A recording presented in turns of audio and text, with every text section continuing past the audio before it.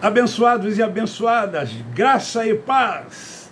Hoje, terça-feira, dia 7 de fevereiro de 2023, 21 horas, eu estou aqui para mais uma pérola da graça de Deus. Você que ainda não é inscrito no meu canal, seja bem-vindo. Será uma alegria, um prazer enorme eu ter você inscrito nesse canal. Ao assistir, dê um like. Não se esqueça de fazer isso. E também divulgue e compartilhe. Eu estou cada vez mais consciente dessa minha vocação para falar acerca do Evangelho da Graça de Deus. Eu recebo no meu zap muitos áudios de alguns dos meus seguidores. E aqueles que fazem comentário, eu procuro responder todos eles. Eu não deixo de agradecer, eu não deixo de retribuir aos comentários que as pessoas fazem após assistirem o vídeo no meu canal. Dando prosseguimento, eu quero falar acerca qual seria a vontade de Deus em relação à contribuição. E eu quero tomar por base Atos dos Apóstolos, capítulo 4, versículos 32, 33, 34 e 35. Era o coração e a alma da multidão dos que criam, e ninguém dizia que coisa alguma do que possuía era sua própria, mas todas as coisas lhe eram comuns. Os apóstolos davam com grande poder testemunho da ressurreição do Senhor Jesus, e em todos eles havia abundante graça.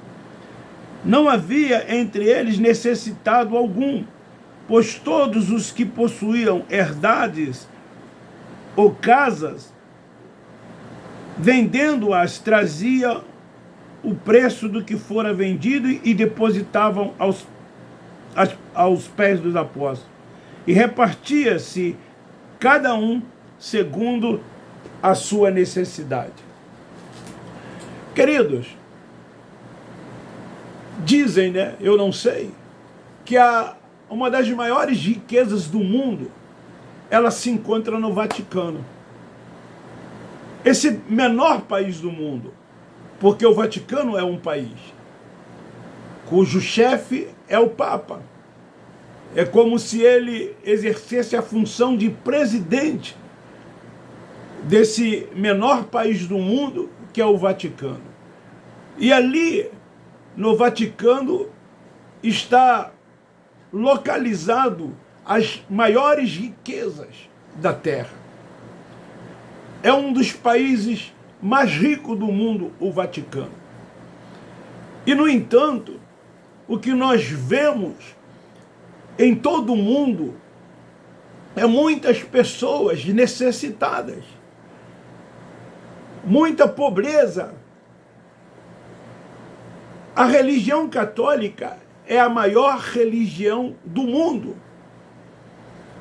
E, no entanto, se eles se comportassem como se comportaram os primeiros cristãos, no tocante à contribuição, no tocante às necessidades de cada um, não haveria, talvez, pobreza.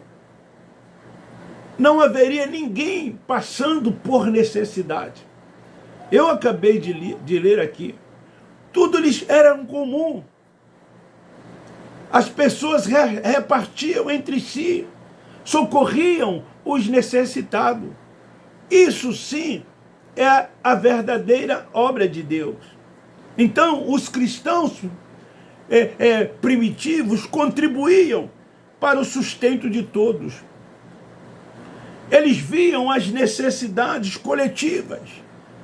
Os que tinham propriedades, eles vendiam e ajudavam os necessitados. E esse gesto deles era espontâneo. Não era a lei. Não era um mandamento, uma ordem, uma norma para que eles fizessem tal coisa. Imagine, queridos, se esses grandes líderes religiosos, dessas grandes igrejas, eles também agissem assim, como agiram os primeiros apóstolos, os primeiros cristãos, os primitivos agiram. Mas não, eles estão se enriquecendo cada vez mais. Como eu disse no início, se a Igreja Católica Apostólica Romana vendesse o que tem, ela contribuiria para saciar a fome de muitas pessoas que estão espalhadas por todo o mundo. E assim também os líderes religiosos evangélicos, porque muitos deles têm fazendas, têm canais de televisão, emissoras de rádio, têm helicópteros no plural, eles têm muitas cabeças de gados, eles têm muitas propriedades, muitos imóveis. Se eles vendessem todas essas coisas e repartissem para com os necessitados, aí sim eles estariam fazendo a verdadeira obra de Deus. Hoje a maioria desses que se julgam levitas e sacerdotes, por que eles se julgam levitas e sacerdotes? Porque eles recolhem os dízimos. E se auto-intitula proprietário do dízimo, porque são eles que gerenciam esse dinheiro. Os levitas e sacerdotes é quem tinham direito a receber o dízimo, quando a lei estava em vigor. Esses líderes não andam por fé, como dizem. Por isso que eles querem estar amparados por uma lei chamada dízimo. Reclamam que a obra de Deus não se expande mais porque muitos não são dizimistas. É isso que eles dizem. Ao exigir dos seus membros que sejam dizimistas, poderíamos fazer muito mais, poderíamos avançar muito mais. É por isso que a obra de Deus, ela está capengando, porque você não é dizimista. Mas a verdade não é essa, a verdade é outra. São os interesses e as conveniências deles é que estão em primeiro lugar. O Filho de Deus, guiado e dirigido pelo Espírito Santo, ele anda e vive por fé. Parece não existir nos seus corações. Hoje eles são montados em uma grande soma de dinheiro. Eles estão montados em uma grande soma de dinheiro. Esse dinheiro é tirado nas reuniões que eles fazem, passando a salva, fazendo coletas, e no final e início do mês, recolhendo de cada um dos seus membros 10% de tudo aquilo que eles ganham.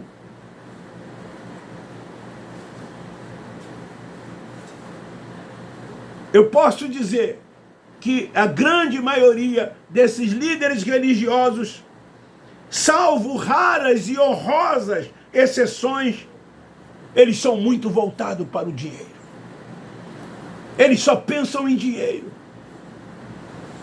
O momento mais importante de suas reuniões é o momento das ofertas.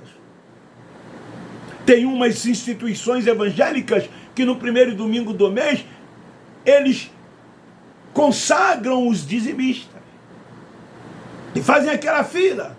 E muitos ali vão com seus envelopes entregar na mão das autoridades, aspas, espirituais, os seus dízimos e receber deles as suas bênçãos. É isso que eles fazem. Eles criam campanhas para que arrecadem cada vez mais. Então eu quero dizer a esses líderes religiosos que a vontade de Deus nunca foi a de quem tem dons e não títulos ficassem preocupados com o que é material, principalmente o dinheiro, porque Deus sabe que o dinheiro é uma arma perigosa. Muitos não sabem usar, têm colocado os seus corações no dinheiro. E a palavra diz que o amor ao dinheiro é a raiz de todos os males. Lógico que eles, para justificarem isso, eles dizem, o perigo está colocar o coração, mas nós não colocamos o coração no dinheiro. Isso não é verdade. Lógico que eles colocam. Haja vista a ganância desses líderes religiosos que o profeta Isaías os chamam de cães gulosos. Eles são ambiciosos.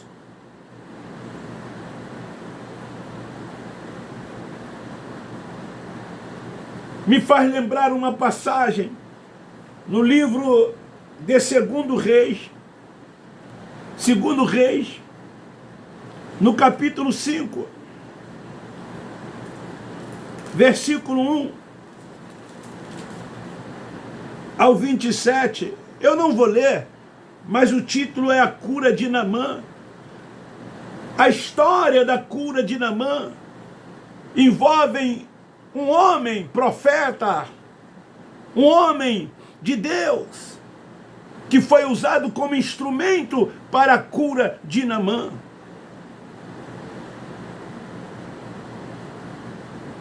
Que após ser abençoado, Naamã quis dar uma contribuição valorosa para Eliseu. Ele queria retribuir a bênção que ele havia recebido, a cura da sua lepra.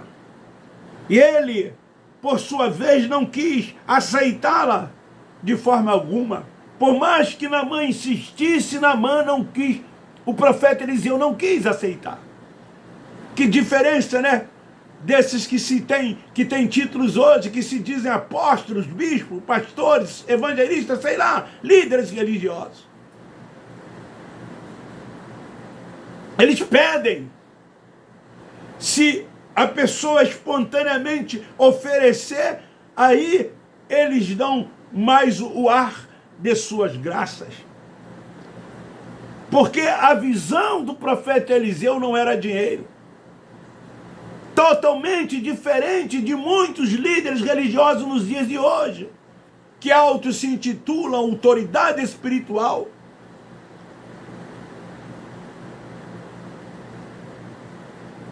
A visão de Eliseu não era ganhar presente, nenhuma oferta, mas o que mais o profeta estava preocupado era com a manifestação da glória de Deus. Isto sim, para o profeta Eliseu era o mais importante.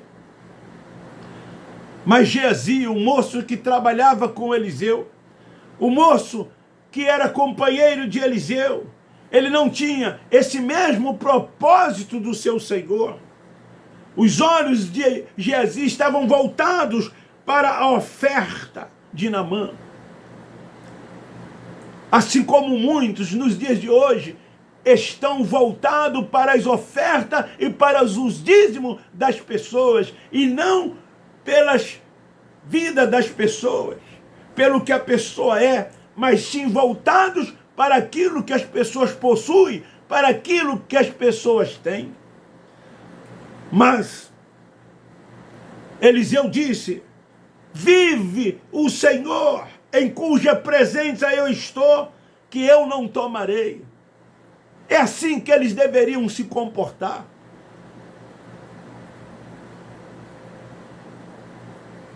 Trabalhar para o seu sustento e o sustento da sua família, ao invés de ficar comendo do suor do rosto das outras pessoas. Mesmo Naamã insistindo para que ficasse com a oferta, o profeta foi firme e não aceitou. Ele foi firme e não recebeu. Geazi viu as mesmas palavras de Eliseu, usou as mesmas palavras de Eliseu para fazer totalmente o contrário. Disse Geazi: vive o Senhor, que eu hei de correr atrás de Naamã e tomar alguma coisa. Assim fazendo, conseguiu prata e vestido das mãos de Naamã. Porém, querido, o final de Geazi foi triste. O final de Geazi foi terrível. O final de Geazi foi o mais drástico possível. Ele ficou totalmente leproso. A lepra que havia saído de Naamã, agora ela estava no moço Geazi. O obreiro fracassado amou o dinheiro e perdeu a bênção de Deus, enquanto o seu Senhor era abençoado em tudo. Geazi agora vivia uma vida atormentada por causa da sua ganância. Eliseu estava feliz, Eliseu estava satisfeito com aquilo que lhe fazia jus, mas Geazi queria mais e mais, e foi em busca deste mais, e fez com que então ele perdesse tudo. E é assim que muitos desses líderes religiosos, que se dizem pastores, que dizem que têm membros, são donos desses templos religiosos, eles estão indo cada vez mais em busca do mais, se enriquecendo cada vez mais, vivendo em completas mordomias, enquanto os fiéis estão passando por necessidade. Então, esta palavra de hoje, qual seria a vontade de Deus em relação à contribuição? A vontade de Deus é essa que esses homens fazem, tirando cada vez mais dos filhos de Deus, se enriquecendo, ajuntando cada vez mais para si tesouro aqui nesta terra. Essa é a vontade de Deus? Lógico que não, claro que não. Se tudo isso que eles fazem, que dizem que é mandamento de Deus, porque são chamados e vocacionados, se tudo isso fosse verdade, eles deveriam agir como os apóstolos agiram no dia da igreja primitiva, vendendo tudo quanto tinha e repartindo para com os necessitados. É ruim deles venderem. Pelo contrário, cada vez mais ricos, milionários, e existem alguns deles até bilionários. E até quando isso vai? Até quando isso vai? Enquanto os filhos de Deus não se despertarem e viverem na direção do Espírito Santo, guiado e dirigido por Ele, procurando se submeter à vontade de Deus, pois somos filhos, e como filhos que somos, Ele cuida de cada um de nós. Esta é a palavra nesta noite. Faça uma reflexão, querido. Desperte, saia dela, povo meu. Desperte, tu que dormes, e Cristo te esclarecerá. Eu termino dizendo: Abba Pai, Abba Pai, Abba Pai. Nós, da graça de Deus, amamos vocês. Beijo no seu coração. Divulgue e compartilhe. Se inscreva, você que ainda não é inscrito. Muito obrigado por tudo.